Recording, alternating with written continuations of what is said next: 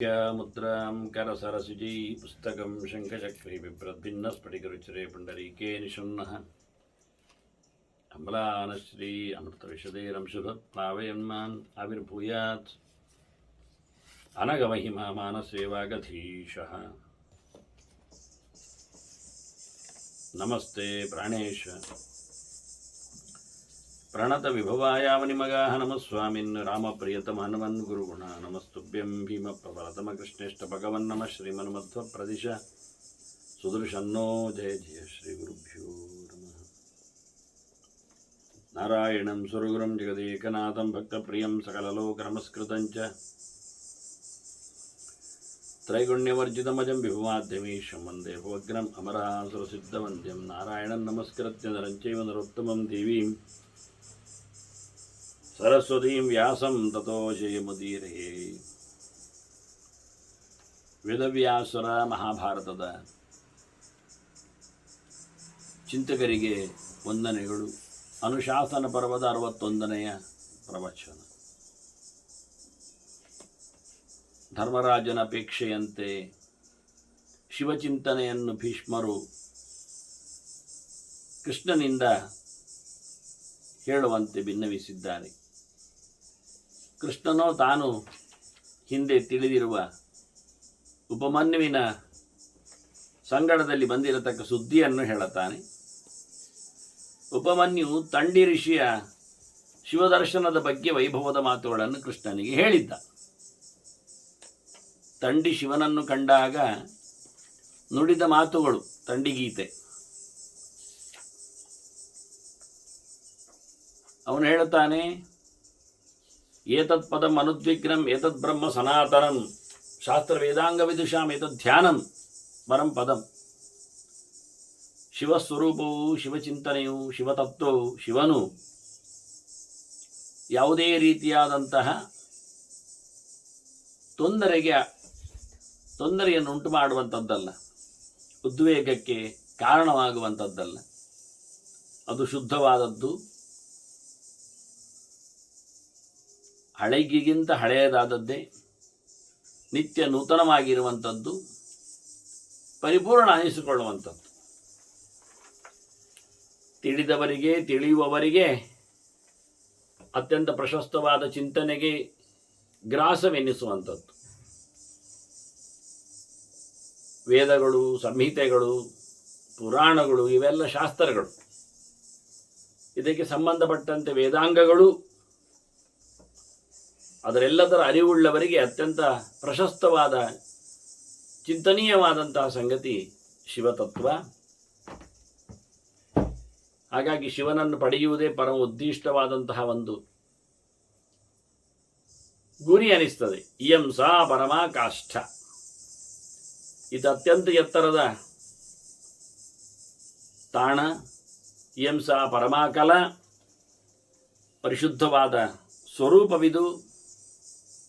ಅತ್ಯಂತ ಪ್ರಶಸ್ತವಾದ ಎತ್ತರದ ತುದಿಯ ರೂಪವಿದು. ಯಂಸಾ ಪರಮಾ ಸಿದ್ಧಿ. ಮನುಷ್ಯನಿಗೆ ಸಾಧನೆಯಲ್ಲಿ ಇದೇ ಪರಮೋಚ್ಚವಾದ ಸಿದ್ಧಿ ಅನಿಸಿಕೊಂಡಿದೆ. ಯಂಸಾ ಪರಮಾ ಗತಿ. ಇದೇ ಅವನಿಗೆ ತಿಳುವಳಿಕೆಯ ವಸ್ತುವಾಗಿದೆ. ಯಂಸಾ ಪರಮಾ ಕಾಂತಿ. ಪರಿಪೂರ್ಣವಾದಂತಹ ಶಾಂತಿಯಾಗಲಿ, ಕಾಂತಿಯಾಗಲಿ, ಆನಂದವನ್ನು ಹೊಂದಲು ಸಾಧ್ಯವಾಗುವಂಥದ್ದಿದು. ಯಂಸ ನಿರ್ವೃತ್ತಿ ಪರ. ಇಲ್ಲಿಂದ ಮುಂದಕ್ಕೆ ಪರಿಪೂರ್ಣವಾದ ಆನಂದದ ಜೊತೆಯಲ್ಲಿ ಆತನ ಇರುವಿಕೆ ಅಂತ ಹೇಳುತ್ತಾನೆ. ಇಯಂ ತುಷ್ಟಿ, ಇಯಂ ಸಿದ್ಧಿ, ಇಯಂ ಶ್ರುತಿ, ಇಯಂ ಸ್ಮೃತಿ. ಇದುವೇ ನಿಜವಾದಂತಹ ಚಿಂತನೆ, ಇದುವೇ ವೇದದ ಗತಿ, ಇದುವೇ ಪುರಾಣಗಳ ಆಶಯ, ಇದರಲ್ಲೇ ಸಿದ್ಧಿ, ಇದರಲ್ಲೇ ಆನಂದ ಅಂತಾನೆ. ಯಂ ಪ್ರಾಪ್ಯ ಕೃತಕೃತ್ಯ ಸ್ಮಃ ಇತ್ಯಮನ್ಯಂತ ಯೋಗಿನಃ. ಯೋಗಿಗಳು ಈ ಶಿವತತ್ವವನ್ನು ಪಡೆದ ಬಳಿಕ ತಾವು ಧನ್ಯರು ಅಂತ ಹೇಳಿಬಿಟ್ರು. ಮಾಡಬೇಕಾದ ಕೆಲಸದಲ್ಲಿ ತಮಗೆ ಯಶಸ್ಸು, ಜಯ ಸಿಕ್ಕಿತು ಅಂತ ಎಣಿಸಿಕೊಂಡ್ರು ಅವರು. ಹಾಗಾಗಿ ಯಾವುದರಿಂದಾಗಿ ಮನುಷ್ಯ ಧನ್ಯನಾಗ್ತಾನೋ ಕೃತಜ್ಞತೆ ನೆನೆಸ್ತಾನೋ ಅಂತಹ ಸಂಗತಿಗಳನ್ನು ಇಲ್ಲಿ ತಿಳಿಸಿದ್ದೇನೆ ಅಂತಾನೆ. ಅಧ್ಯಾತ್ಮಗತಿ ಇಷ್ಟಾನಾಂ ವಿದುಷಾಂ ಪ್ರಾಪ್ತಿ ಅವ್ಯಯ. ಇದು ಅಧ್ಯಾತ್ಮಗತಿ, ಇದು ಬಯಸುವವರಿಗೆ ಅಧಿಕಾತ್ಮನ ಸಂಪತ್ತಿಯನ್ನು ಕೊಡುವಂಥದ್ದು. ಜ್ಞಾನಿಗಳಿಗೆ ಅತ್ಯಂತ ಇಷ್ಟವಾದಂತಹ ಲಾಭವಿದು, ಪ್ರಾಪ್ತಿ ಇದು ಅವರದ್ದು, ಗೈನ್ ಅಂತ. ಮುಖ್ಯವಾದಂತಹ ಒಂದು ಪುರಾಣಗಳಲ್ಲಿ, ವೇದಗಳು ಪುರಾಣಗಳು ವೇದಗಳೇ ಇದ್ದ ಹಾಗೆ ಭಗವಂತನನ್ನು ತಿಳಿಯಪಡಿಸುವುದರಿಂದ ಅವುಗಳಲ್ಲೆಲ್ಲ ಹೇಳಿರತಕ್ಕಂಥ ಒಂದು 5 ಮಾತುಗಳು, ಪ್ರಪತ್ತಿಯ ಗೆರೆಗಳು, ಸಾಧನೆಯ ಹಂತಗಳು. ಅವು 5ರಲ್ಲಿಯೂ ಮುಖ್ಯವಾಗಿರುವಂಥದ್ದು ಒಂದೇ, ಶಿವನ ಅನುಗ್ರಹದಿಂದ ಅವೆಲ್ಲವೂ ಸಿಗುವಂಥದ್ದು. ಪ್ರಸಾದಾದ್ಯ ಲಭ್ಯಂತೆ ನಲಭ್ಯಂತೆ ಅನ್ಯಥಾ ವಿಭು.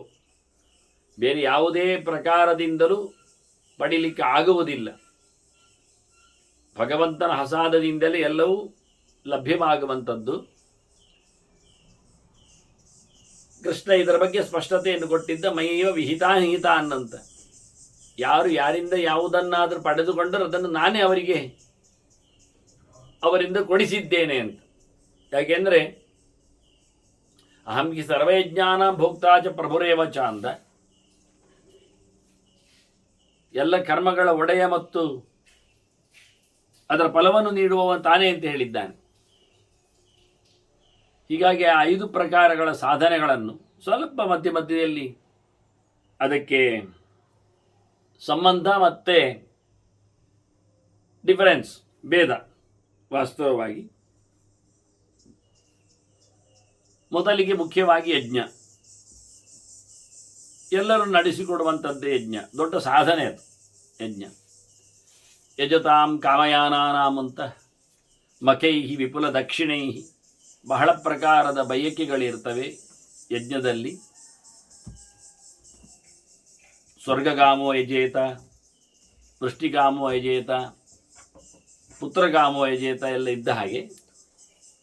ಹಾಗಾಗಿ ಅನೇಕ ಪ್ರಕಾರಗಳ ಯಜ್ಞಗಳು, ಅದರಲ್ಲಿ ಅನೇಕ ಪ್ರಕಾರಗಳ ದಕ್ಷಿಣೆಗಳು, ದ್ರವ್ಯದ ದಕ್ಷಿಣೆ, ಪ್ರಾಣಿಗಳ ದಕ್ಷಿಣೆ, ದನ ಇತ್ಯಾದಿಗಳಂತೆ, ಹೀಗೆಲ್ಲ ಅನೇಕ ಪ್ರಕಾರದ ದಕ್ಷಿಣೆಗಳು, ದಾನಗಳು ಸಾಧ್ಯವಾಗಿರ್ತವೆ.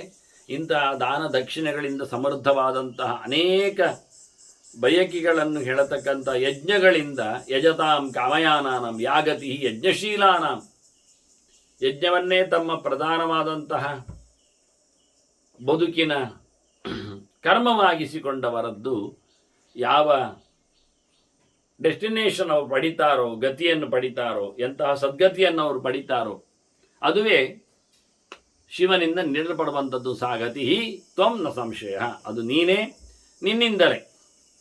ಯಾಜ್ಞನಿಗೆ ಸಿಗಬಹುದಾಗಿರತಕ್ಕ ಏನೊಂದು ದೊಡ್ಡ ಸಂಪತ್ತಿದೆ, ಸ್ಥಾನಮಾನ ಇದೆ, ಜನ್ಮಾಂತರದಲ್ಲಿ ಆ ಸುಕೃತದಿಂದ ಲಭ್ಯವಾಗುವಂಥದ್ದು, ಅದು ಶಿವತತ್ವದಿಂದ ಅನ್ನುವ ಹಾಗೆ ತಂಡಿ ಅವನೆದುರು ಹೇಳಿಕೊಂಡ, ಇದು ನಿನ್ನಿಂದಲೇ ಪ್ರಾಪ್ತಿಯಾಗುವಂಥದ್ದು. ಯಾಕೆಂದರೆ ಕರ್ಮವನ್ನು ನಡೆಸುವಾಗ ದೇಹ ಎಷ್ಟು ಬೇಕೋ ಇನ್ವಾಲ್ವ್ ಆಗಿ, ಹಾಗೆಯೇ ಅದರೊಟ್ಟಿಗೆ ಮನಸ್ಸು ಪ್ರತ್ಯೇಕವಾಗಿ ಬೇಕೇ ಬೇಕು ಗಟ್ಟಿಯಾಗಿ. ಮನಸ್ಸಿಲ್ಲದೆ ಮಾಡಿರುವಂಥದ್ದನ್ನು ಎಂದಿಗೂ ಸಹ ಫಲಪ್ರದವನ್ನಾಗಿ ಹೇಳಲಿಕ್ಕೆ ಬರುವುದಿಲ್ಲ. ಅಂದ ಶಿವನು ಆ ಮನಸ್ಸು ಕೊಟ್ಟು ಅದನ್ನು ಗಟ್ಟಿಯಾಗಿಸಿಕೊಂಡು ಮಾಡುವಂತೆ ಮಾಡುವವ, ಮಾಡಲು ಹಿಂಜರಿಯದಂತೆ ನಡೆಸಿದವ, ಮಾಡಿ ಯಶಸ್ವಿಯಾಗುವಂತೆ ಮಾಡಿದವ, ಮಾಡಿದ ಬಳಿಕವೂ ಬೀಗದಂತೆ ಮಾಡಿಕೊಂಡವ. ಒಮ್ಮೆ ಮಾಡಿಯೂ ಮಾಡಿದೆ ಅನ್ನತಕ್ಕಂಥ ಅಹಂಕಾರ ಬಂದರೆ ಮನಸ್ಸು ಮತ್ತೆ ಮುದುಡಿ ಹೋಗ್ತದೆ. ಮಾಡುವ ಮೊದಲು ಸೋತಂತೆ, ಮಾಡಿದ ನಂತರವೂ ಗೆದ್ದು ಸೋಲ್ತದೆ. ಇದಕ್ಕೆಲ್ಲ ಕಾರಣ ನೀನು ಅಂತ. ಅದರಿಂದ ಫಲವನ್ನು ಅನುಭವಿಸುವಲ್ಲಿ ವ್ಯಕ್ತಿಗೆ ಮನೋಭಿಮಾನಿಯಾದ ನಿನ್ನದೇ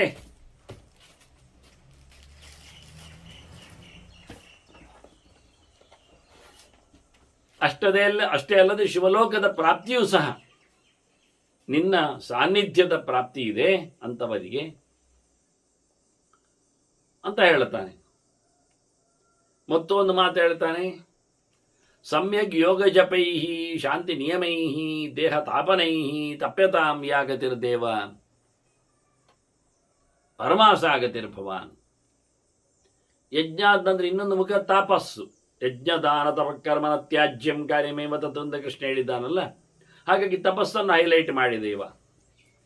ಯಾರು ತಪಸ್ವಿಗಳಿದ್ದಾರೆ ಅವರು ಬಹಳ ಯೋಗ ಪ್ರಕಾರದ ಜಪದ ಅನುಷ್ಠಾನದ ನೀತಿ ನಿಯಮದ ಲೆಕ್ಕಾಚಾರದಲ್ಲಿ ಅವರು ತಪಸ್ಸು ಮಾಡು. ತಪಸ್ಸು ಅಂದ್ರೆ ಏನರ್ಥ?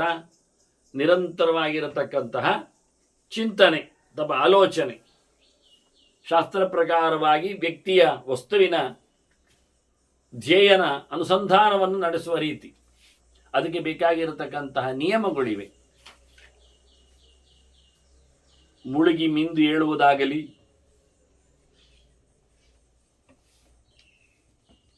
ಅಲ್ಪಾಹಾರವನ್ನು ಅಲ್ಪನಿದ್ರೆಯನ್ನು ನಡೆಸಿಕೊಡುವುದಾಗಲಿ,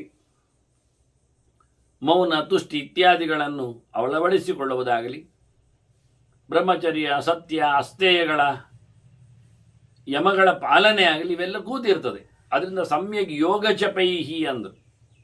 ಯೋಗ ಪ್ರಕಾರವಾದ ಜಪ, ಯೋಗಕ್ಕೆ ಸಂಬಂಧಪಟ್ಟ ಯಮನಿಯಮಗಳ ಪ್ರಾಕ್ಟೀಸಿನೊಂದಿಗೆ ಪ್ರಾಣಾಯಾಮ ಪ್ರತ್ಯಾಹಾರಗಳ ಮೆರುಗಿನೊಂದಿಗೆ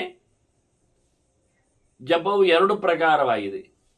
ಒಂದು ಮಾನಸವಾದ ಜಪ, ಎಚ್ಚರದಲ್ಲಿನ ಜಪ.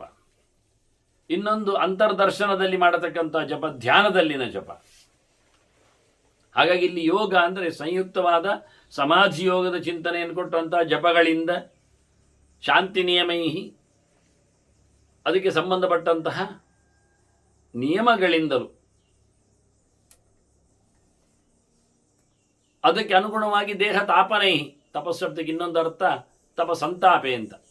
ದೇಹವನ್ನು ದುಡಿಸಿಕೊಳ್ಳುವುದು. ದೇಹ ದುಡಿಸಿಕೊಳ್ಳುವುದು ಆಸನಾದಿಗಳ ಜಯದಿಂದ, ಒಂದೇ ಕಡೆ ಇರುವಿಕೆಯಿಂದ, ಉಪವಾಸಾದಿಗಳಿಂದ, ಮತ್ತೆ ಸ್ವಲ್ಪ ಆಹಾರ, ಬಿದ್ದ ಎಲೆಗಳ, ಹರಿಯುವ ನೀರುಗಳ, ಬಾಯಾರಿಕೆ ಹಸಿವಿನ ಪರಿಹಾರದೊಂದಿಗೆ ನಡೆಸತಕ್ಕಂತಹ ತಪಸ್ಸು.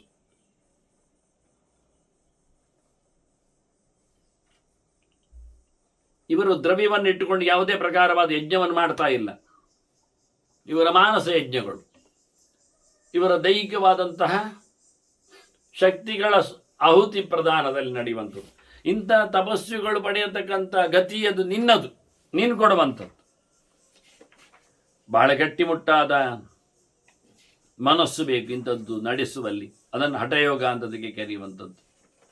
ಅದಕ್ಕೆ ಕಾರಣನಾದವ ಶಿವನೇ. ಆ ರೀತಿಯಾಗಿ ಮತ್ತೊಂದು ರೂಪದಿಂದ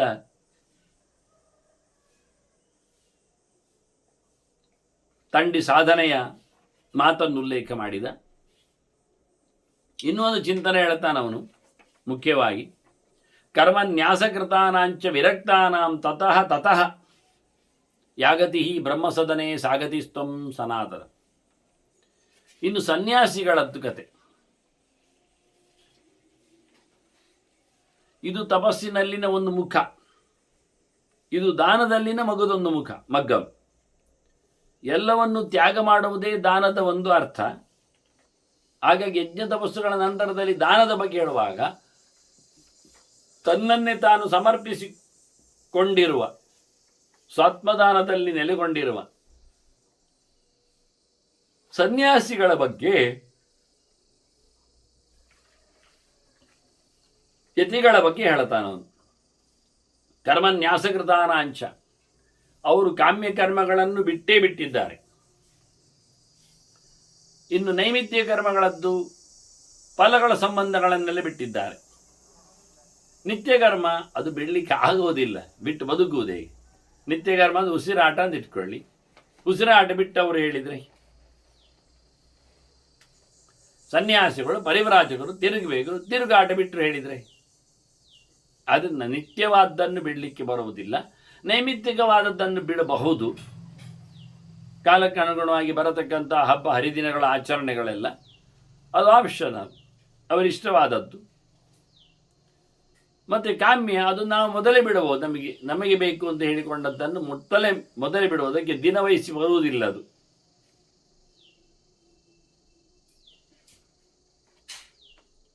ನಮ್ಮ ಇಷ್ಟದ ದಿನದಲ್ಲಿ ಮಾಡುವಂಥದ್ದು. ಆದರೆ ಕಾಮ್ಯ ಕರ್ಮವನ್ನೇ ಸಂಪೂರ್ಣವಾಗಿ ಬಿಟ್ಟವರು ಸನ್ಯಾಸಿಗಳು. ಬಯಸಿ ಯಾವುದೇ ಬಯಕೆಗೋಸ್ಕರ ಫಲವನ್ನು ಆಧರಿಸಿ ಅವರು ಯಾವುದೇ ಒಂದು ಕರ್ಮವನ್ನು ಮಾಡುವುದಿಲ್ಲ. ಅದರೊಟ್ಟಿಗೆ ನೈಮಿತ್ತಿಕದಲ್ಲಿ ಅವರು ಮಾಡಿಕೊಂಡು ಬರುವಾಗ ಅದರ ಯಾವುದೇ ಪ್ರಕಾರವಾದ ಫಲದ ಆಸೆಯನ್ನು ಅವರು ಇಡುವುದಿಲ್ಲ. ಫಲಕ್ಕಾಗಿ ಮಾಡುವುದು ಅಲ್ಲ.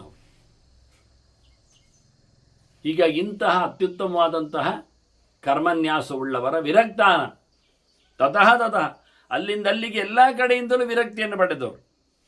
ಒಂದು ಕಡೆಯಿಂದಲ್ಲ, ಯಥೋ ನಿವರ್ತೇತೆ ಹೇಳಿದ ಹಾಗೆ ಪ್ರತಿಯೊಂದು ಕಡೆಯಿಂದಲೂ ವಿರಕ್ತಿಯನ್ನು, ವೈರಾಗ್ಯವನ್ನು, ಅಲ್ಲಿಂದ ಹಿಮ್ಮುಖವಾದಂಥ ನಡೆಯನ್ನು ಯಾರು ಸಂಪಾದನೆ ಮಾಡಿದ್ದಾರೆ ಅಂಥವರಿಗೆ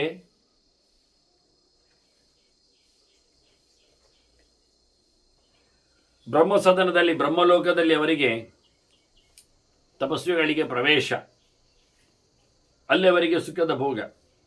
ಅಂತ ಬ್ರಹ್ಮಲೋಕದಲ್ಲಿ ಸಿಗತಕ್ಕಂಥ ಅವರ ಮರ್ಯಾದೆಯಂತೆ ನೀನು ಕೊಡ್ತೀಯ, ನಿನ್ನಲ್ಲಿ ಇದೆ ಅಂತ ಹೇಳ್ತಾರೆ. ಕೈಲಾಸದಲ್ಲಿಯೂ ಅದು ಸಾಧ್ಯ ಅನ್ನುವ ಹಾಗೆ ಸಾ ಗತಿಸ್ತ್ವಂ ಸನಾತನ, ನೀನು ಸಹ ನಿರಂತರವಾದ ಹಿಂದಿನಿಂದಲೂ ಅಂಥವರಿಗೆ ಹಿಂಬಾಲಕನಾಗಿರುವೆ, ಬೆನ್ನುಗಾವಲನಿದ್ದೆ ನೀನು.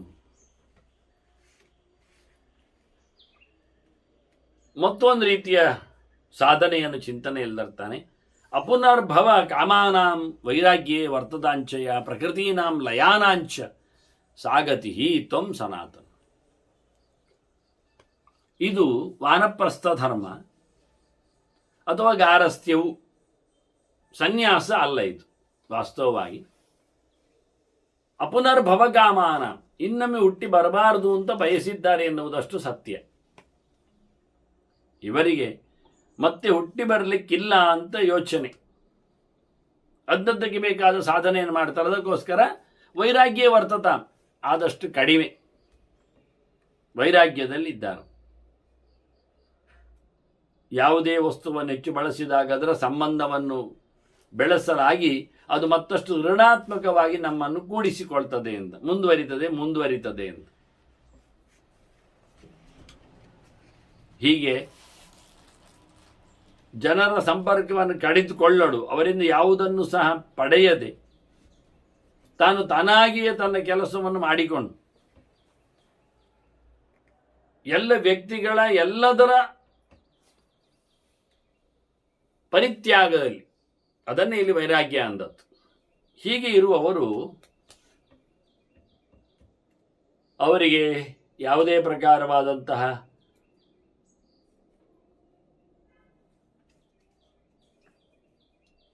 ಲೋಕದಲ್ಲಿ ಸೃಷ್ಟಿಗೊಳ್ಳಲಿ, ಸಾವುಗೊಳ್ಳಲಿ, ಇದೆಲ್ಲದರಲ್ಲಿ ಅವರು ವಿರಕ್ತರೆ, ಅದರಿಂದ ದೂರ ಇದ್ದಾರೆ. ಅಂಥವರಿಗೂ ನೀನೇ ಪರಮೋಚ್ಚವಾದ ಗತಿಯನ್ನು ನೀಡುವವನು. ಮತ್ತು ಜ್ಞಾನ ವಿಜ್ಞಾನಯುಕ್ತಾನಾಂ ನಿರುಪಾಖ್ಯ ನಿರಂಜನ ಕೈವಲ್ಯ ಯಾ ಗತಿರ್ದೇವ ಪರಮಾಸ ಗತಿರ್ಭವಾನ್. ಐದನೇದು ಜ್ಞಾನಯೋಗಿಗಳ ಬಗ್ಗೆ ಹೇಳಿತ್ತು. ಅತ್ಯಂತ ಪ್ರಶಸ್ತವಾದ ಮತ್ತೊಂದು ಮುಖ್ಯ ಜ್ಞಾನಯೋಗಿಗಳು. ಜ್ಞಾನ ಮತ್ತು ವಿಜ್ಞಾನ ಅವರಲ್ಲಿ ಚೆನ್ನಾಗಿದೆ. ವಿಜ್ಞಾನದ ವಿಶಿಷ್ಟವಾದಂಥ ಜ್ಞಾನ ಅದು ಬಹಳ ಅದ್ಧೂರಿಯಾಗಿ ನಿಂತಿದೆ. ನಿರ್ಭಾಖ್ಯ ನಿರಂಜನ, ತಪ್ಪಿಲ್ಲದೆ ಯಾವುದರನ್ನಾದರೂ ಉಪೋದ್ಬಲಿಸಿಕೊಂಡು ಹೇಳಬೇಕಾಗಿಲ್ಲದೆ ತಾನು ತನ್ನನ್ನೇ ಪರಿಸ್ಪಷ್ಟವಾಗಿ ತಿಳಿಸಿಕೊಡುವಂಥ ರೀತಿಯಲ್ಲಿ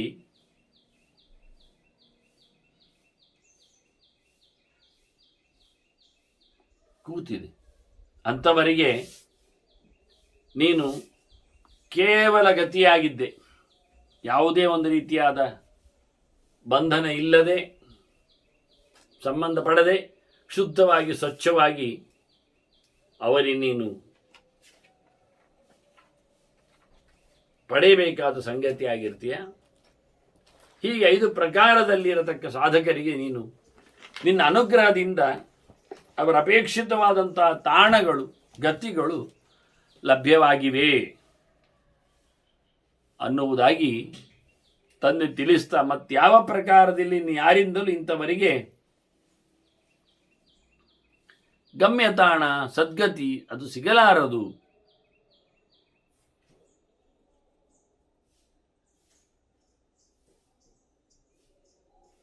ಇಷ್ಟನ್ನು ತಂಡಿ ದೇವರಲ್ಲಿ ಹೇಳಿದ ಅನ್ನುವುದಾಗಿ ಉಪಮನ್ಯು ಹೇಳುತ್ತಾ ಇದ್ದಾನೆ. ಕೃಷ್ಣನಿಗೆ ತಿಳಿಸ್ತಾ ಇದ್ದಾನೆ. ಶಿವ ಅದಕ್ಕೆ ಸಂಭ್ರಮಿಸಿಕೊಂಡು ಉತ್ತರ ಕೊಡ್ತಾನೆ. ಕೇಳಿಕೊಂಡವನಿಗೆ ಅನುಗ್ರಹ ಮಾಡ್ತಾನೆ.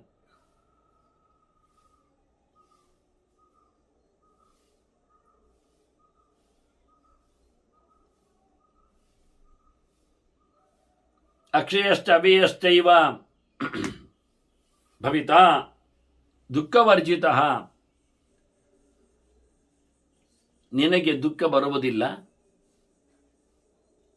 ನೀನು ಶಾಶ್ವತನಾಗ್ತೀಯ. ಏನನ್ನು ಕಳ್ಕೊಳ್ಳಿಕ್ಕೆ ಅಲ್ಲ ನೀನು ಮುಂದೆ ಯಶಸ್ವಿ ತೇಜಸ್ಸಾಯುಕ್ತ, ನೀನು ಕೀರ್ತಿಶಾಲಿ ಆಗ್ತಿ, ಬ್ರಹ್ಮ ತೇಜಸ್ಸಿನಿಂದ ಸಂಪನ್ನನಾಗ್ತಿ, ಅದರೊಟ್ಟಿಗೆ ದಿವ್ಯ ಜ್ಞಾನ ಸಮನ್ವಿತ, ನಿನಗೆ ತ್ರಿಕಾಲದ ಜ್ಞಾನ ಬೇರೆ.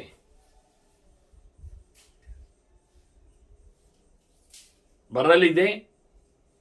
ಹಾಗೆಯೇ ಋಷೀಣಾಂ ಅಭಿಗಮ್ಯಶ್ಚ, ಎಲ್ಲರೂ ನಿನ್ನನ್ನು ಕೊಂಡಾಡ್ತಾರೆ, ಮುಂದಕ್ಕೆ ತರ್ತಾರೆ, ಮುಂದುವರಿಯಲ್ಲಿ ಇರ್ತೀಯ ನೀನು. ಅವರು ನಿನ್ನನ್ನು ಎತ್ತು ನಿಂತು ಜಾಗರಿಸ್ತಾರೆ.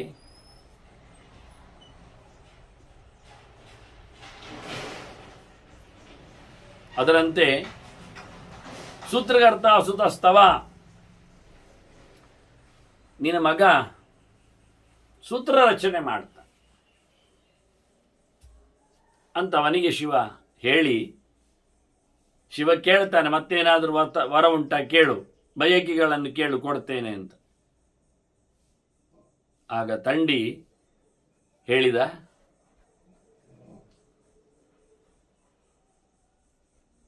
ನಿನ್ನ ಮೇಲೆ ನನಗೆ ಪ್ರೀತಿ ಬರುವಂತೆ ಆಗಲಿ, ಹೆಚ್ಚಿನ ಭಕ್ತಿ ಉಗಮಿಸಲಿ. ತ್ವಯಿ ಭಕ್ತಿ ದೃಢಾಸ್ತುಮೆ, ಗಟ್ಟಿಯಾಗಲಿ, ಜಾರದಿರಲಿ.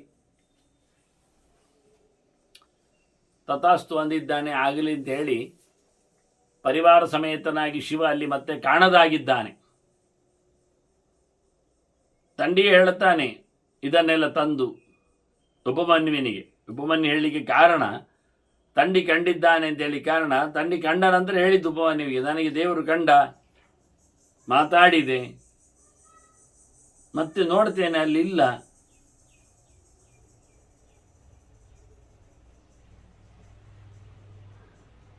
ಹೀಗೆ ತಂಡಿ ವಿಷಯವನ್ನು ಉಪಮನ್ಯುವಿನಿಗೆ ಹೇಳಿದ್ದರಿಂದ ಉಪಮನ್ಯು ಇಲ್ಲಿ ಹೇಳುತ್ತಾನೆ ಕೃಷ್ಣನಿಗೆ. ಅವನು ತಂಡಿ ಚಂದ ಮಾಡಿ ಶಿವನ ಸ್ತುತಿ ಮಾಡಿದ್ದಾನೆ, ಅವನನ್ನು 1000 ನಾಮಗಳಿಂದ ನೆನಪಿಸಿಕೊಂಡಿದ್ದಾನೆ. ಜಗೌಚ ಪರಮಂ ಬ್ರಹ್ಮ ಯತ್ ಪುರಾ ಲೋಕಕೃತ್ ಜಗೌ. ಬಹಳ ಹಿಂದೆ ಅಂದರೆ ಇನ್ನೂ ಹಿಂದೆ ಇಡೀ ಲೋಕವನ್ನು ಸೃಷ್ಟಿ ಮಾಡಿದ ಚತುರ್ಮುಖ ಏನು ಹೇಳಿದ ಅದನ್ನವ ಹೇಳಿದ. ಹಾಗಾಗಿ ಶಿವನ 1000 ನಾಮಕ್ಕೆ ಹೇಳಿಕೊಂಡವ ಹಿಂದೆ ಚತುರ್ಮುಖನು ಇದ್ದಾನೆ.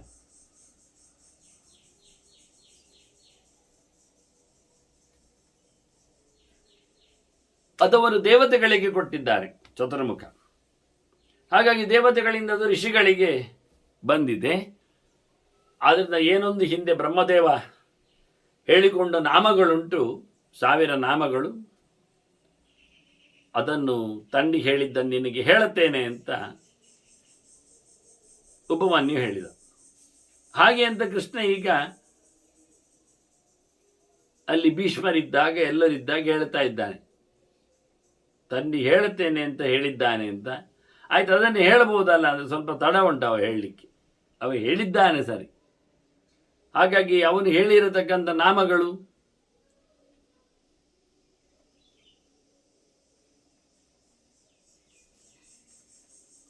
ಅದನ್ನು ನಾವು ನೋಡ್ತಾ ಬಂದಿದ್ದೇವಲ್ಲ. ಇದಾಗಲೇ ಹೇಳ್ತಾ ಇದ್ದಾನೆ ಉಪಮನ್ಯು, ನಿನಗೆ ಹೇಳುತ್ತೇನೆ ಅಂತ. ಎಂಥ ನಾಮಗಳನ್ನು ಹೇಳುತ್ತೇನೆ, ಎಲ್ಲಿ ಬಂದಿದೆ ಅದೆಲ್ಲ. ವೇದ ವೇದಾಂಗ ಸಂಭವೈ ಅಂತಾನೆ. ಬ್ರಹ್ಮಪ್ರೋಕ್ತೈ ಋಷಿಪ್ರೋಕ್ತೈ, ಬ್ರಹ್ಮದೇವರಿಗೆ ಹೇಳಿದ ನಾಮಗಳಿಂದ ಶಿವನನ್ನು ಸ್ತೋತ್ರ ಮಾಡುವ.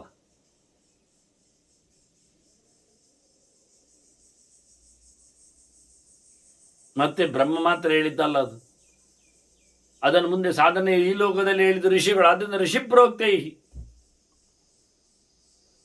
ವೇದ ವೇದಾಂಗ ಸಂಭವೈ. ಇದು ಎಲ್ಲಿದ್ದು ಸೋರ್ಸ್ ಹೇಳಿದರೆ ವೇದದಲ್ಲಿ ಇದಕ್ಕೆ ಸೋರ್ಸ್. ಒಂದೇ ಕಡೆಯೆಲ್ಲ ಸಿಗುವುದಿಲ್ಲ, ಕೆಲವು ವೇದಾಂಗಗಳಲ್ಲಿ ಒಂದಿವೆ.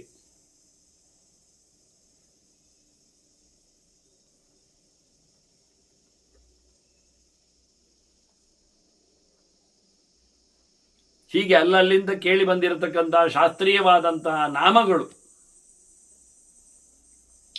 ಉಪವನ್ನು ಹೇಳ್ತಾರೆ, ಅದನ್ನು ಹೇಳುತ್ತೇನೆ ನಿನಗೆ ಅಂತ. ಸರ್ವಲೋಕೇಶು ವಿಖ್ಯಾತಂ ಸ್ತುತ್ಯಂ ಸ್ತೋಷ್ಯಾಮಿ ನಾಮಭಿಃ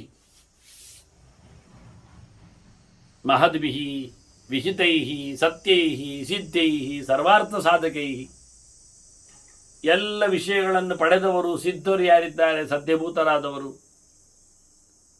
ಅವರೆಲ್ಲರಿಂದಲೂ ಹೇಳಲ್ಪಟ್ಟಿರತಕ್ಕಂತಹ ಸಾಧನೆಗೆ ಒಳಗಾಗಿರತಕ್ಕಂಥ ನಾಮಗಳವುಗಳು.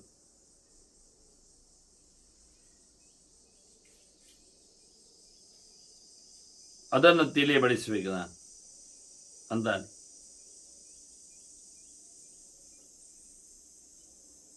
ಹೀಗೆ ವಿಶೇಷವಾದ ನಾಮಗಳು ಯಥೋಕ್ತೈ ಹೇಳಲ್ಪಟ್ಟಾಗಿ ಉಂಟದು. ನಾಮಭಿಃ ಖ್ಯಾತೈ ಮುನಿಭಿಃ ತತ್ವದರ್ಶಿಭಿಃ ಯಥೋಕ್ತೈ, ಸತ್ಯವನ್ನು ಕಂಡಿರತಕ್ಕಂಥ ಋಷಿಗಳು ಕಂಡು ಹೇಳಿದ ನಾಮಗಳಿವು. ಅದು ನಿನಗೆ ನಾನು ಹೇಳುತ್ತೆ. ಅದು ಸ್ತುತಿಸಲು ಯೋಗ್ಯನಾದವನನ್ನು ಸ್ತುತಿಸಿದೆ, ಅಯೋಗ್ಯನ ಬಗ್ಗೆ ಹೇಳ್ತಾ ಇಲ್ಲ. ಅದು ಆ ನಾಮಗಳಲ್ಲಿ ಅರ್ಥ ಇದೆ, ಆ ಅರ್ಥಕ್ಕೆ ಅನುಗುಣವಾದ ವ್ಯಕ್ತಿ ಇದ್ದಾನೆ.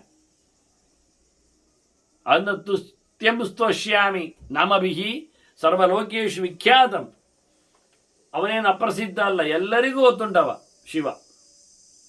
ಅಂತ ಶಿವನನ್ನು 1000 ನಾಮಗಳಿಂದ ನಾನು ಹೇಳಬೇಕು. ಅದು ಬಂದದ್ದು ಬ್ರಹ್ಮದೇವರಿಂದ ದೇವತೆಗಳಿಗೆ, ದೇವತೆಗಳಿಂದ ಋಷಿಗಳಿಗೆ. ಹಾಗಾಗಿ ತಂಡಿ ಅದನ್ನು ಉಪಮನ್ಯುವಿನಿಗೆ ಕೊಟ್ಟ. ಉಪಮನ್ಯು ಕೃಷ್ಣನಿಗೆ ಹೇಳಿದ, ಹಾಗೆ ಹೇಳಿದ್ದಾನವನು ಅಂತ ಕೃಷ್ಣನಿಗೆ ಎಲ್ಲರೆದುರು ಹೇಳ್ತಾ ಇದ್ದಾನೆ. ಮುಂದೆ ಅವರೆಲ್ಲರ ಮಾತಿಗೆ ಸೇರ್ಲಿಕ್ಕಿದ್ದಾರೆ, ಧ್ವನಿಯಾಗ್ತಾರೆ. ಶ್ರುತೈ ಸರ್ವತ್ರ ಜರ್ಯತಿ ಬ್ರಹ್ಮಲೋಕ ಅವತಾರಿತೈ. ಬ್ರಹ್ಮಲೋಕದಿಂದ ಇಳಿದು ಬಂದ ಸೊತ್ತು ಇದು. 1000 ನಾಮಗಳು, ಎಲ್ಲೆಡೆ ಅದರದ್ದು ಪ್ರಚಾರ ಇದೆ.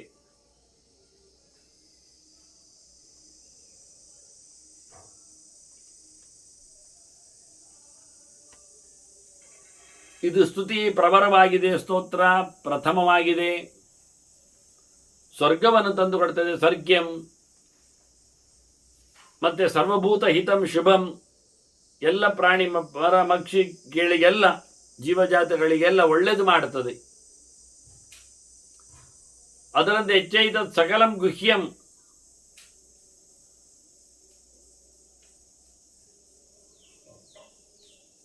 ಕೆಲವೆಲ್ಲ ತುಂಬ ಗುಟ್ಟಾಗಿರುವಂಥದ್ದುಂಟು.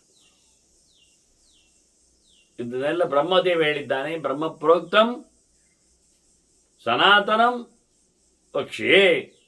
ನಿನಗೆ ಅದನ್ನು ನಾನು ಹೇಳ್ತೇನೆ, ಬಹಳ ಹಳೆಯದ್ದು.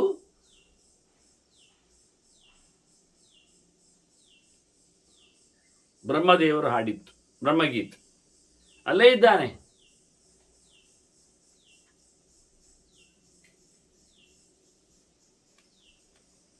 ಇದನ್ನು ನಿನಗೆ ಹೇಳುತ್ತೇನೆ ಅಂತ ಉಪಮನ್ಯು ಕೃಷ್ಣನಿಗೆ ಹೇಳಿದ್ದಾನೆ. ನಾವು ಅವನು ಹೇಳಲಿಕ್ಕೆ ಇನ್ನು ಪೀಠಿಗೆಯನ್ನು ಕೊಡ್ತಾನೆ, ಮತ್ತು ಸಹ ಮುಗಿಲಿಲ್ಲ. ಹೇಳುತ್ತೇನೆ ಹೇಳಿದ್ದ, ಅದರ ಬಗ್ಗೆ ಎಚ್ಚರದ ಕೆಲವು ಮಾತುಗಳನ್ನು ತಂಡಿ ಚಿಂತನೆ ಮಾಡುವ ಮುಂಚೆ ಅದನ್ನು ಮಾಡಿದ್ದ. ಅದರ ಬಗ್ಗೆ ಮತ್ತೊಮ್ಮೆ ಈಗ ಉಪಮನ್ಯು ಹೇಳಲಿಕ್ಕೆ ಹೊರಟದ್ದು, ಅವನು ಹೇಳಿದ್ದಾನೆಂತ. ಹಾಗೆ ಉಪಮನ್ಯು ಮಗದೊಮ್ಮೆ ಅದರ ಮಹಿಮೆಯನ್ನು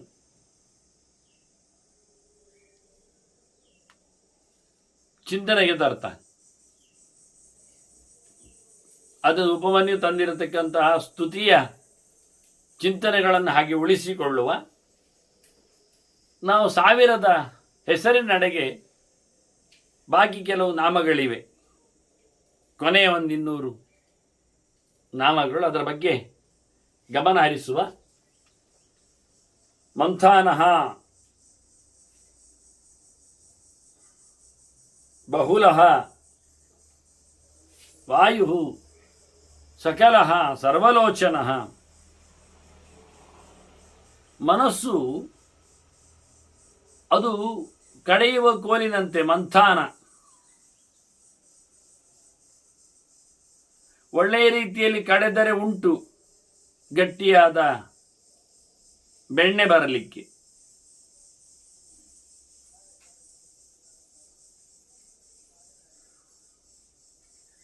ಆದರೆ ಚೆನ್ನಾಗಿ ಮಥನ ಮಾಡದಿದ್ದರೆ,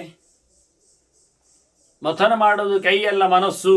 ಸತತಂ ಮಂಥಯಿತವ್ಯಂ ಮನಸಾ ಮಂಥಾನ ಭೂತೇನ ಘೃತಮಿವ ಪಯಸಿ ನಿಶಕ್ತಂ ಭೂತೆ ಭೂತೆ ಚ ವಸತಿ ವಿಜ್ಞಾನಂ.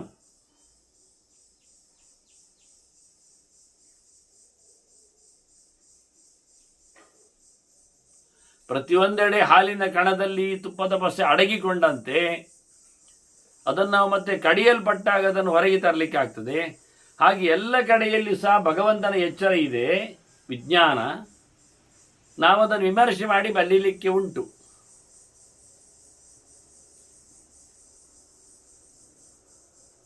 ಈ ರೀತಿಯಾಗಿ ಈಗ ಶಿವನು ಮಂಥಾನನಿದ್ದಾನೆ, ಮನಸ್ಸು ಇದೆ ಅವನದ್ದು ಅಭಿಮಾನ. ಅದನ್ನು ಮನಸ್ಸು ಕಡಗೋಲಿನಂತೆ ಮನುಷ್ಯನದ್ದು. ಅವನೊಳಗೆ ಚರ್ಚೆ ಮಾಡಿ ಚಿಂತನೆಯನ್ನು ಗಟ್ಟಿ ಮಾಡಲಿಕ್ಕುಂಟು. ಅಂಥ ಚರ್ಚೆಗೆ ಕಾರಣವಾಗುವಂತೆ ಮಾಡಿದ್ದ ಮಂಥಾನನು ಇವನೇ. ಬಹುಲಃ ಮನಸ್ಸಿನ ವ್ಯಾಪಾರಗಳು ಬಹು ಪ್ರಕಾರವಾಗಿದೆ, ಬಹು ವಿಷಯಗಳನ್ನು ಸಂಗ್ರಹ ಮಾಡುತ್ತದೆ. ವಾಯು ಮನಸ್ಸಿನ ಮಾಧ್ಯಮದಲ್ಲಿ ಬಂಧನವನ್ನು ಇಟ್ಟಿದ್ದಾನೆ. ಮನೆಯ ಮನುಷ್ಯನ ಕಾರಣ ಬಂಧ ಮೋಕ್ಷಯೋ, ಬಂಧನ ಪ್ರದನಿದ್ದಾನೆ. ಹಾಗೆಯೇ ಸಕಲಃ ರೂಪಗಳಿಂದ ತುಂಬಿದ್ದಾನೆ. ಕಲಯ ಅಥವಾ ಕಲಾಭಿಹಿ ಸಹಿತ ಅಂತ ತುಂಬ ಅವತಾರಗಳನ್ನು ತಳೆದಿದ್ದಾನೆ. ದುರ್ವಾಸ ಆಗಲಿ, ಅವರು ಆಗಲಿ, ಜೈಗೀಷಭಿ ಆಗಲಿ, ಅಶ್ವತ್ಥಾಮ ಆಗಲಿ, ಶುಕ ಆಗಲಿ, ಇವೆಲ್ಲ ಶಿವನ ಅವತಾರಗಳು. ಸಕಲಃ ಸರ್ವಲೋಚನಃ, ಎಲ್ಲರಿಗೂ ಇಷ್ಟ ಆಗ್ತಾನೆ. ಇಷ್ಟ ಆಗುವ ಲುಕ್ ಅವನಲ್ಲಿದೆ. ತಲಹ ತಾಲಹ ಕರಸ್ಥಾಲಿ, ಕೈಯಲ್ಲಿ ತಟ್ಟೆ ಹಿಡಿದುಕೊಂಡಿದ್ದಾನೆ. ಊರ್ಧ್ವ ಸಮ್ಮನನಃ, ಬಾಳಿ ಎತ್ತರವಾಗಿ ಬೆಳೆದಿದ್ದಾನೆ. ಮಹಾನ್, ಹಾಗೊಂದು ರೀತಿಯಿಂದ ಅವನು ಮಹತ್ ಅನಿಸಿಕೊಳ್ಳುತ್ತಾನೆ. ಅವನು ತಲಹ ತಾಲಹ ಕರಸ್ಥಾಲಿ, ಕೈಯಲ್ಲಿನ ಪಾತ್ರೆಯವನು, ಒಳ್ಳೆಯ ನೆಲೆಯಲ್ಲಿ ಇರುವವನು.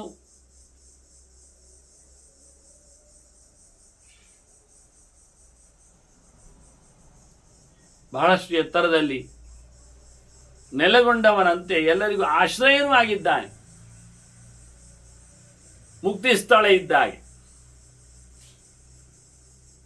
ಸ್ಥಳ ಅಂದರೆ ಅತ್ಯಂತ ಎತ್ತರದ ವ್ಯಕ್ತಿತ್ವ ಉಂಟು ಅಂತ ಅರ್ಥದಲ್ಲಿಯೂ ಬರ್ತದೆ.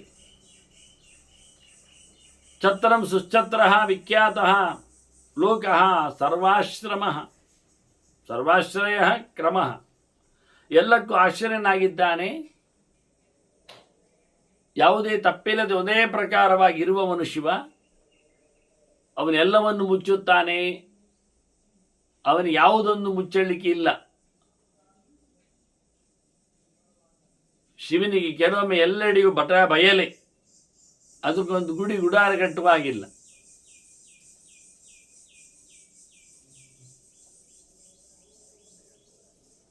ಅಂತ ಪ್ರಕಾರದಲ್ಲಿ ಅವನು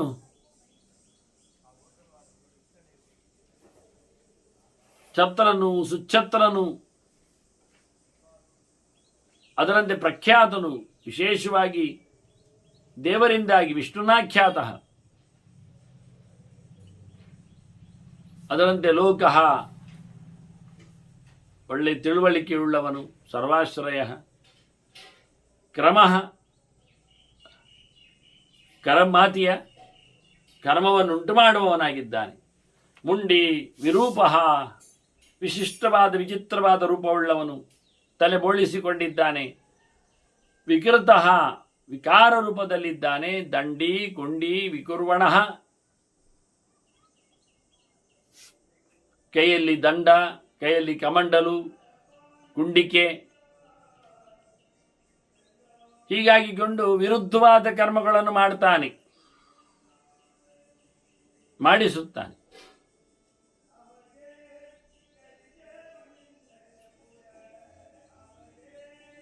ಹರ್ಯಕ್ಷ ವಿಶೇಷವಾದ ಕಣ್ಣು, ಕಗುಬಹ ಎಲ್ಲ ದಿಕ್ಕಿನೆಡೆಗೆ ಅವನ ಗಮನ, ಆನಂದದಲ್ಲಿ ನೆಲದಲ್ಲಿ ವಿಹಾರ ಮಾಡುವವನು. ಭೂ ಅಂದರೆ ಭೂಮಿ, ಅದರಲ್ಲಿ ಭಾತಿ ಅಂತ ಆನಂದೇನ, ಕಮ್ ಅಂದರೆ ಸುಖ, ಸುಖವಾಗಿ ಕಂಗೊಳಿಸ್ತಾನೆ ನೆಲದಲ್ಲಿ ಅಂತೂ ಅರ್ಥ. ವಜ್ರಿ ಎರಡು ಧಾತು ಇದೆ ಇಲ್ಲಿ, ವಜಗತೋ ಮತ್ತೆ ರಮುಕ್ರೀಡಾಯಾಮ್ ಅಂತ ಜ್ಞಾನಾನಂದ ಸ್ವರೂಪನು. ಹಾಗೆಯೇ ಶತಜಿಹ್ವ ಭಗವಂತನನ್ನು ಸುಖ ಸ್ವರೂಪನನ್ನು ತಂದಿರುವ, ನಿರಂತರವಾಗಿ ನಾಲಿಗೆಯಲ್ಲಿ ಕೃಷ್ಣ ಸ್ಮರಣೆ ರಾಮಸ್ಮರಣೆ ಮಾಡುವ ನಾಲಿಗೆ ಅವನದ್ದು. ನೂರಾರು ನಾಲಿಗೆಗಳು ಮಾಮೂಲಿ ಎಲ್ಲೆಡೆ ಇರುವುದರಿಂದ, ಸಹಸ್ರಪಾತ್ 1000 ಕಾಲುಗಳು, ಒಟ್ಟಿಗಿರತಕ್ಕ ಭಗವಂತನನ್ನು ಚಿಂತನೆ ಮಾಡುವವ ಬಿಂಬರೂಪನ ಬಗ್ಗೆ. ಸಹಸ್ರಮೂರ್ಧ ದೇವೇಂದ್ರ 1000 ತಲೆಯವನು, ಇಂದ್ರನೊಳಗೆ ನೆಲೆಗೊಂಡವನು, ಸರ್ವದೇವಮಯೋ ಗುರುಹು, ಎಲ್ಲ ದೇವತೆಗಳ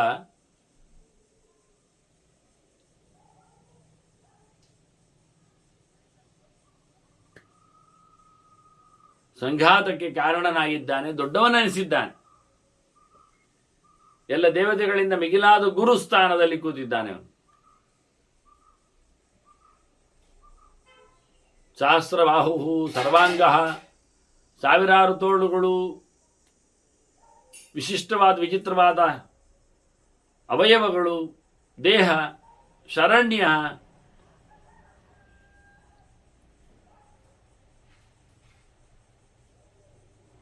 ಎಲ್ಲರಿಂದಲೂ ಆರಾಧ್ಯನಾಗಿ ಇರುವವನು. ಸರ್ವಲೋಕಕೃತ್, ಇಡೀ ಜಗತ್ತನ್ನು ನಿರ್ಮಾಣ ಮಾಡುವಲ್ಲಿ ಸಮರ್ಥನಿದ್ದಾನೆ. ಹಾಗೆಯೇ ಪವಿತ್ರಂ ತ್ರಿಕಗುನ್ಮಂತ್ರ ಕನಿಷ್ಠ, 3 ರೂಪಗಳಲ್ಲಿ ಚಿಕ್ಕವನು ಕನಿಷ್ಠ. ಜ್ಯೇಷ್ಠನಾದವ ನಾರಾಯಣ, ಮಧ್ಯಮನಾದವ ಹಿರಣ್ಯಗರ್ಭ, ಕಡೆಯಲ್ಲಿ ನಿಂತವ ಕನಿಷ್ಠನಾಗಿ ಬರುವವ ಶಿವ ಇದ್ದಾನೆ. ಒಳಗಿರತಕ್ಕಂಥ ಆನಂದಮಯ ಭಗವಂತನ ದಿವ್ಯಕೋಶ, ಅವನನ್ನು ಪಡೆಯುವ ಜೀವನ ವಿಜ್ಞಾನಕೋಶ, ಅದನ್ನು ಮತ್ತೆ ಸಾಧನೆಯಲ್ಲಿ ನೆಲೆಗೊಂಡಲ್ಲಿ ದೊಡ್ಡ ಕೋಶವಾಗಿ ಮನೋಮಯ ಕೋಶ ಶಿವ ಕನಿಷ್ಠ.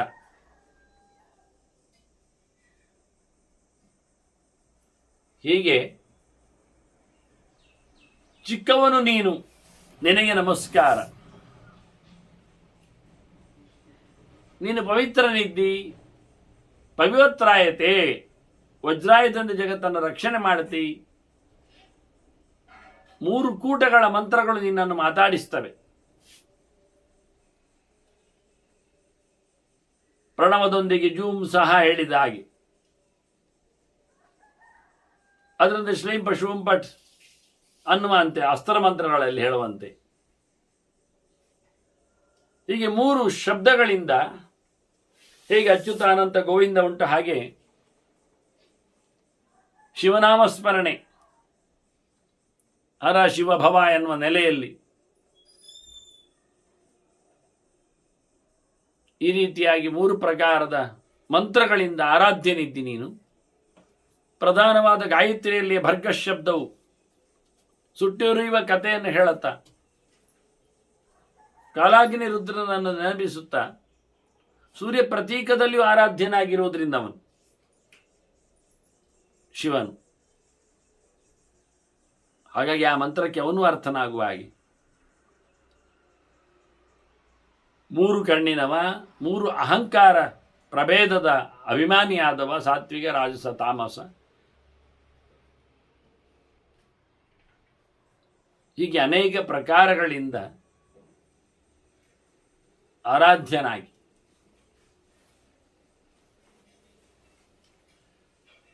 ಕೃಷ್ಣಪಿಂಗಳ ಕಪ್ಪು ಕೆಂಪು ಮೈ ಬಣ್ಣದವನು ಕಾಣಿಸಿಕೊಳ್ಳುವವನಾಗಿ, ಬ್ರಹ್ಮದಂಡ ವಿನಿರ್ಮಾತ,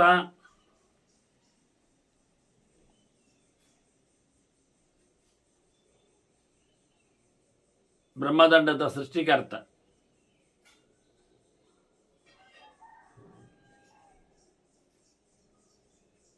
ಏನು ಮಾಡದಂತೆ ಗಮನವಹಿಸಿ ದಂಡನೆಯನ್ನು ಕೊಡುವಲ್ಲಿ, ಅದರಲ್ಲಿಯೂ ಶಾಸ್ತ್ರೋಕ್ತವಾದ ನೆಲೆಯಲ್ಲಿ ವೇದದ ಪನಿಷ್ಮೆಂಟ್, ವೇದದಂಡ, ಬ್ರಹ್ಮದಂಡ, ಶಾಸ್ತ್ರದ ದಂಡ, ಶಾಸ್ತ್ರೀಯವಾದದ್ದು. ಅದರಂತೆ ಶತಗ್ನಿ, ಪಾಶ, ಶಕ್ತಿಮಾನ್, ಕೈಯಲ್ಲಿ ಬ್ರಹ್ಮದಂಡ ಮಾತ್ರ ಅಲ್ಲ, ಶತಗ್ನಿ ಇದೆ. ಶತಗ್ನಿಯಿಂದ 100 ಗಟ್ಟಲೆ ಜನರನ್ನು ಕೊಲ್ಲುವಂಥದ್ದು ಅಂತ. ಇವತ್ತು ನಾವು ಅದನ್ನು ಮೆಷಿನ್ ಗನ್ ಅಂತ ಹೇಳಬಹುದು.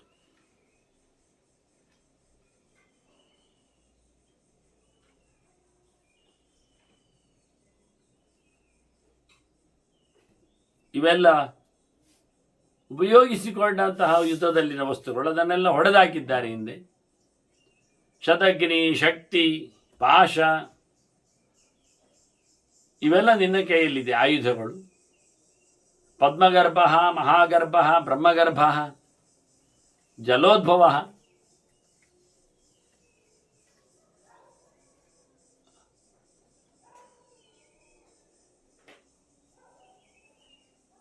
ಪದ್ಮನಲ್ಲಿ ನೆಲೆಗೊಂಡವ, ಚತುರ್ಮುಖನ ಗರ್ಭದಲ್ಲಿ ನೆಲೆಗೊಂಡವನು ನೀನು, ಮತ್ತೆ ಹುಟ್ಟಿ ಬಂದವನು ನೀನು. ಹಾಗಾಗಿ ಬ್ರಹ್ಮಗರ್ಭ ನೀನು. ಅದರಂತೆ ಮಹಾಗರ್ಭ, ಎಲ್ಲರಿಗಿಂತ ಮಿಗಿಲಾದ ಸಂಗತಿ ನೀನು. ಚತುರ್ಮುಖನಲ್ಲಿ ಬಂದಾಗ ಅಷ್ಟು ಎತ್ತರದವ ನೀನು ಸಹ. ಮಹಾಲಕ್ಷ್ಮಿ ಅವ್ಯಕ್ತ ಆಗಿಬಿಟ್ರೆ ಪುರುಷತತ್ವದೆಡೆಗೆ ಚತುರ್ಮುಖನ ಚಿಂತನೆ ಸಾಗಿದರೆ ಮುಂದಕ್ಕೆ ನೀನೇ ಮುಖ್ಯವಾಗಿರುವವ. ಹಾಗೆ ನೀನು ಜಲೋದ್ಭವ, ನೀರಲ್ಲಿ ಬಂದವ, ನೀರಲ್ಲಿ ಹುಟ್ಟಿದವ. ಗಭಸ್ತಿ, ಸೂರ್ಯನಲ್ಲಿ ಇರುವ ಮೂಲಕವೂ, ಸೂರ್ಯನಿಗೆ ಬೆಳಕನ್ನು ಕೊಡುವ ಮೂಲಕವೂ, ಸೂರ್ಯನ ಕಿರಣಗಳಲ್ಲಿ ಸಂಕ್ರಾಂತನಾದ ಮೂಲಕವೂ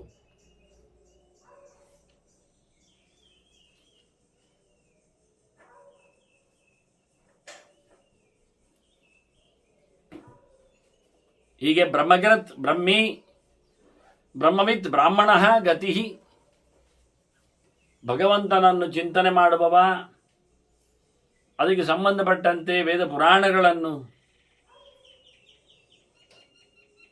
ಹೊರಗೆ ತರುವವ, ನಡೆಸಿಕೊಟ್ಟವ, ದೇವರನ್ನು ತಿಳಿದವ, ತಿಳಿದವರ ಹತ್ತಿರದಲ್ಲಿ ಇರುವವ,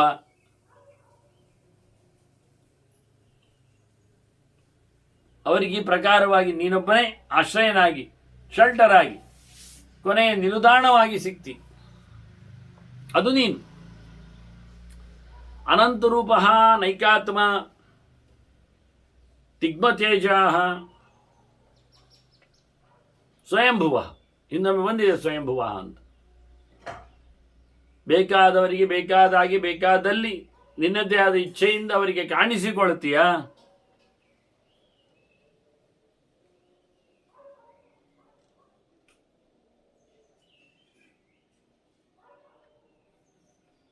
ಹೀಗೆ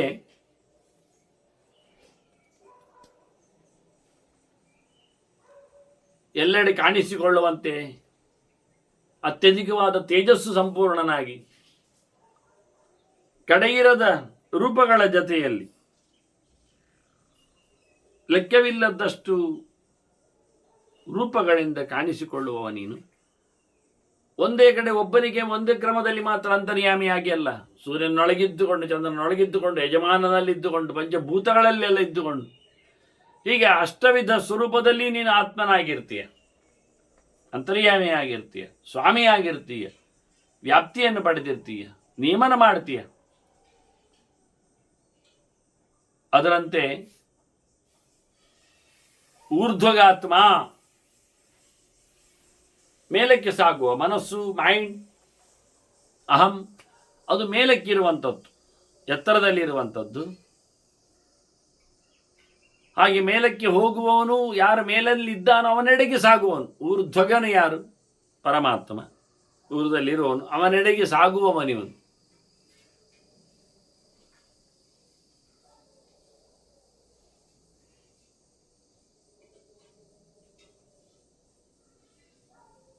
ಹೀಗೆ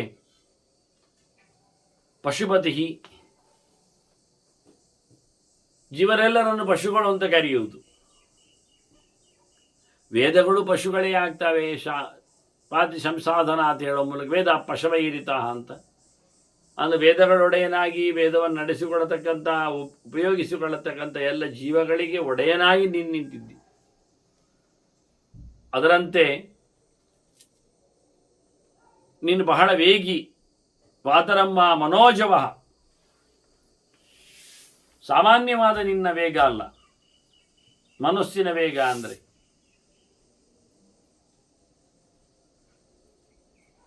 ದೇಹಕ್ಕಿಂತ ಮಿಗಿಲಾಗಿ ಮನಸ್ಸು ಮುಂದಕ್ಕೆ ಹೋಗುವ ಹಾಗೆ ಮನೋವೇಗಿಯಾದವನು.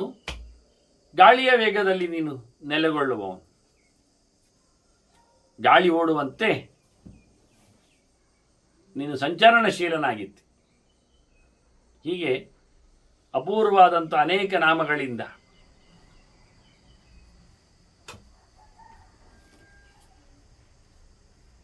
ಶಿವಸ್ತುತಿಯನ್ನು ನಡೆಸಿಕೊಟ್ಟಿದ್ದಾನೆ.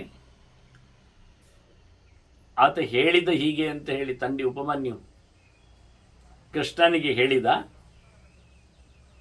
ಹಾಗೆ ಅಂತಹ ನಾಮಗಳು ನಿನಗೆ ಹೇಳುತ್ತೇನೆ ಅಂತ ಪೀಠಿಗೆ ಹಾಕಿದ್ದ. ನಾವಂತ ಅದನ್ನು ಮುಂದುವರಿಸಿ ಕೇಳಿಕೊಂಡು ಹೋಗ್ತಾ ಇದ್ದೇವೆ. ಮತ್ತೆ ಪುನಃ ಪೀಠಿಗೆಗೆ ಉಪಮನ್ಯು ಹೇಳಿದ ಎಂತಹ ಪ್ರಕಾರದ ನಾಮಗಳಿವೆ, ಅದು ಅದರ ಮೇಲ್ಪಂಕ್ತಿಗಳೇನು, ಜಗತ್ತಿನಲ್ಲಿ ಎಂತಹ ಲೆಕ್ಕದಲ್ಲಿ ಅದು ಶ್ರೇಷ್ಠತೆಯನ್ನು ಪಡೆದಿದೆ ಅನ್ನುವ ವಿಚಾರದಲ್ಲಿ ಮತ್ತಷ್ಟು ಆತನ ನಾಮಾವಳಿಯ ಬಗ್ಗೆ ಹೇಳಿರತಕ್ಕಂಥ ಮಾತುಗಳನ್ನು ಉಪಮನ್ಯುವಿನಿಂದ ಕೃಷ್ಣನಿಗೆ ಬಂದ ಸುದ್ದಿಯನ್ನು ನಾವು ಮತ್ತೆ ಕೇಳುವ ಪೀಠಿಕೆಯೊಂದಿಗೆ. ಮತ್ತೆ ಪುನಃ ಉರ್ವರಿತವಾದ ಉಳಿದು ಹೋದ ಕೆಲವು ನಾಮಗಳ ಬಗ್ಗೆಯೂ ಚಿಂತನೆಯನ್ನು ಸಾಗಿಸುವ. ಮುಂದಕ್ಕೆ ನಾಮದ ಚಿಂತನೆಯ ಬಗ್ಗೆ ಉಳಿದವರ ಮಾತುಗಳು ಆದ ಬಳಿಕ ಅದನ್ನು ನಾವು ಈ ಬಾರಿ ಕೇಳಬೇಕಾಗಿದೆ. ಅಲ್ಲಿ ಕೇಳುತ್ತಿರುವ ವೇದವ್ಯಾಸರು, ಇತರ ಋಷಿಗಳು ಎಲ್ಲ ನೆಲೆಗೊಂಡಿದ್ದಾರೆ. ಅವರೆಲ್ಲರ ನಾಮಾವಳಿ ಚಿಂತನೆಯ ಅಭಿಪ್ರಾಯಗಳನ್ನು ಅದು ಧರ್ಮರಾಜನಿಗೆ ತಿಳಿ ಹೇಳಿದ್ದನ್ನು ಸಹ ನಾವು ಇದರಲ್ಲಿ ಕೇಳಲಿದೆ. ಅದನ್ನು ಮುಂದೆ ಸೇರಿದಾಗ ಕೇಳುವ ವಂದನೆಗಳೊಂದಿಗೆ ಶ್ರೀಕೃಷ್ಣ ನಾರಾಯಣ ನಾರಾಯಣ ನಾರಾಯಣ.